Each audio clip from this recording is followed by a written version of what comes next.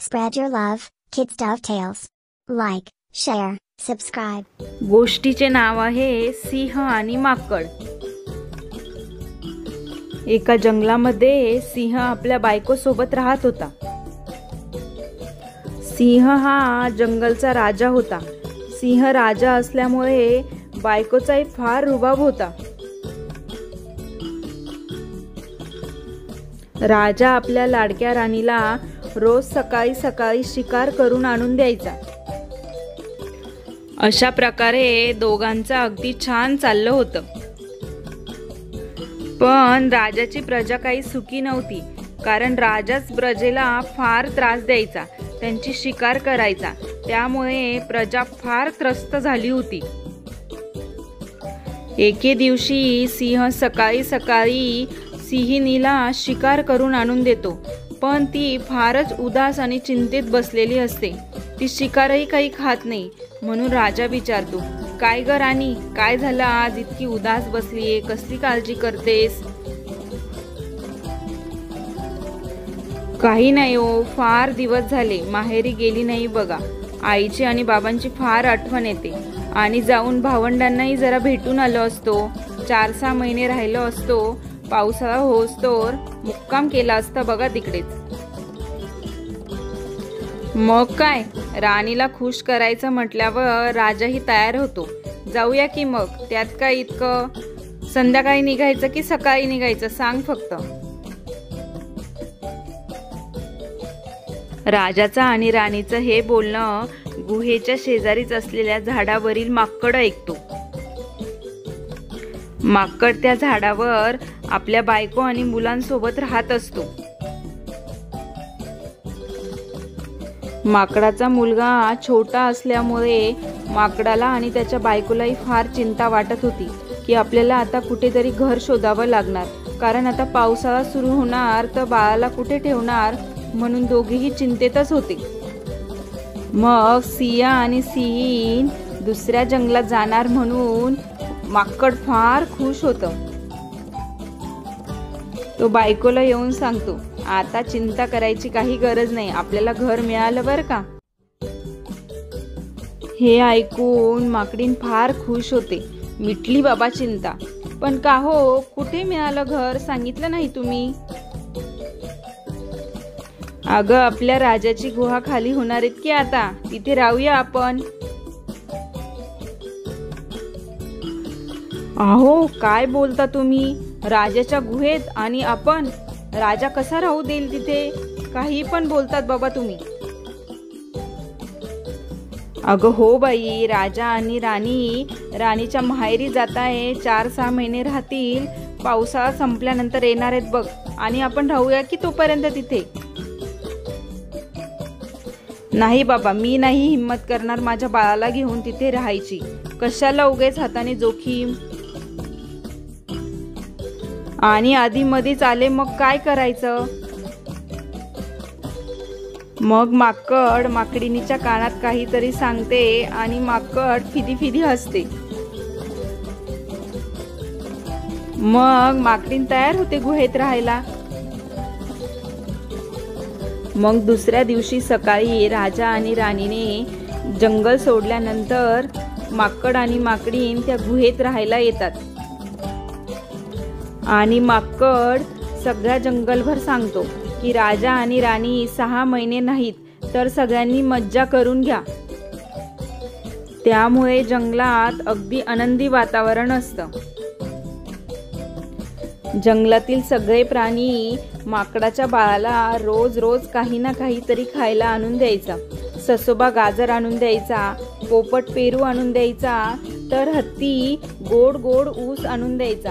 अशा प्रकारे सगळेजण माकडावर फार खुश होते. पावसाळा संपत आल्यावर माकडीणीला फार चिंता वाटू लागते.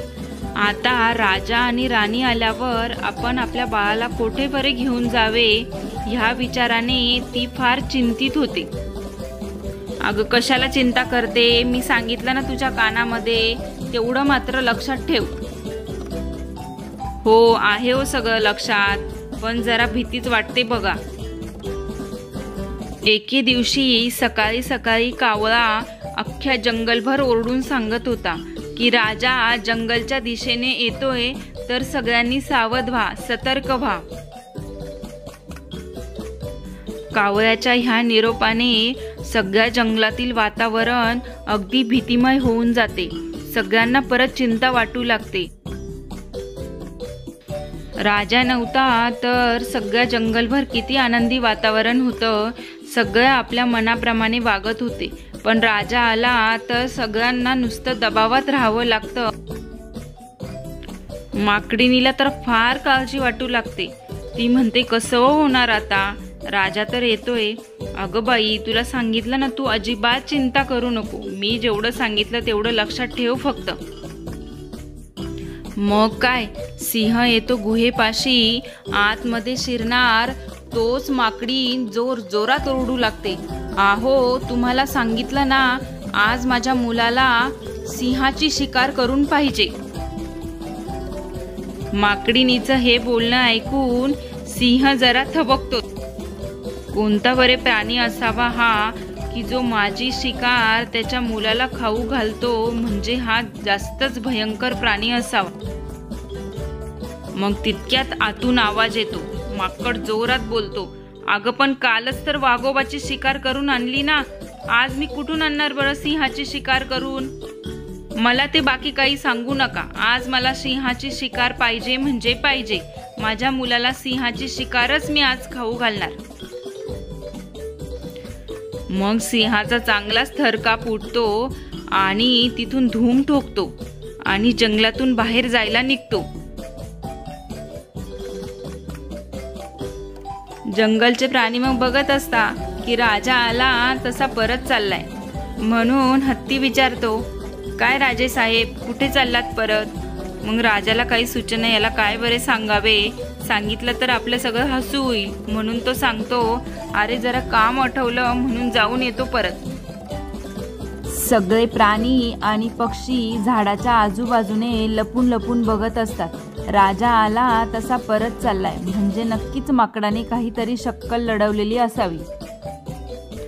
सगळे आतून फार खुश होत असतात आणि माकडाचं फार कौतुक करत असतात. पण हे कौतुक कोल्होबाला काही सहन होईना. कोल्होबाला वाटलं, हा सगळा प्रकार आपण राजाला सांगितला तर राजा आपल्यावर फार खुश होईल आणि आपली वाह करेल आणि माकडापेक्षाही जास्त कौतुक आपलं होईल. मग तो सगळा प्रकार राजाला सांगतो आणि राजा फार चिडतो.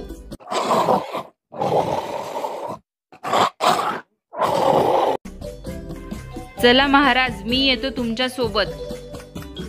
म्हणून दोघेही जण गुहेकडे जातात आणि हे लांबूनच माकड बघत असतो की कोल्होबाने काहीतरी उपाद्याप करून ठेवलाय. म्हणून दोघे जण येत आहे. कोल्होबा आणि सिंह जवळ येतात. माकड जोर जोरात बोलू लागतो, मी तुला म्हटलं होतं ना, मी आज तुला सिंहाची शिकार करून आणणार. मी बघ तशी तजवीज करून ठेवली. कोल्होबाला त्या कामासाठी पाठवलं होतं मी. कोल्होबा बरोबर सिंहाला घेऊन आला बघ. मग काय, कोल्होबाची चांगलीच तारांबळ उडते. कोल्होबा पुढे आणि सिंह मागे. मला फसवतोस होय, माझी शिकार करून देतोस होय, त्या प्राण्याबरोबर तूही या कटामध्ये सामील होतास होय. नाही हो महाराज, मी कशाला त्या कटामध्ये सामील होऊ. ते कोणी बलाढ्य प्राणी नाही बघा. ते माकड आणि माकडी नाही, तुमच्या गुहेत जाऊन बसलेले. कोल्होबाचं पुन्हा तेच बोलणं ऐकून सिंह फार संतापतो, फार चिडतो. अरे पुन्हा तेच, पुन्हा खोटं बोलतोस. आणि सिंह एक झापड मारतो तसा कोल्होबाची शिकारच करून टाकतो.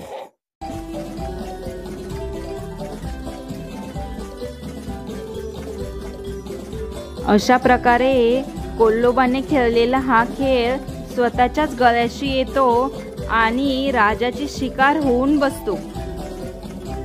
मग सिंह ते जंगल सोडून आपल्या बायकोच्या माहेरी जाऊन राहतो.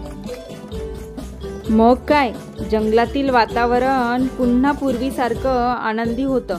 सगळे प्राणी फार खुश होतात आणि माकडाचे आभार मानतात की तुझ्यामुळे ह्या जंगलाचं वातावरण पुन्हा कसं आनंदी होणार बघ आता. सगळे प्राणी अगदी मिळून मिसळून राहायला लागतात. आणि हो, आपल्या नवऱ्याची इतकी वाहवाह होते आणि आपल्या मुलालाही छानपैकी राहायला घर मिळालं म्हणून माकडीनाई फार खुश होते. तर काय मुलांनो, आवडली ना गोष्ट? काय बोध घ्याल या गोष्टीतून?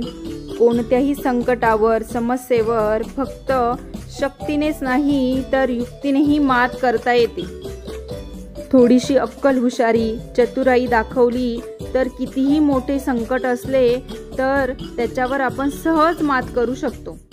हॅलो छोट्या दोस्तांनो, आवडली ना मग आजची गोष्ट? तर अशाच नवनवीन गोष्टींसाठी चॅनलला लाईक करा, शेअर करा आणि सबस्क्राईब करायला विसरू नका. Bye bye.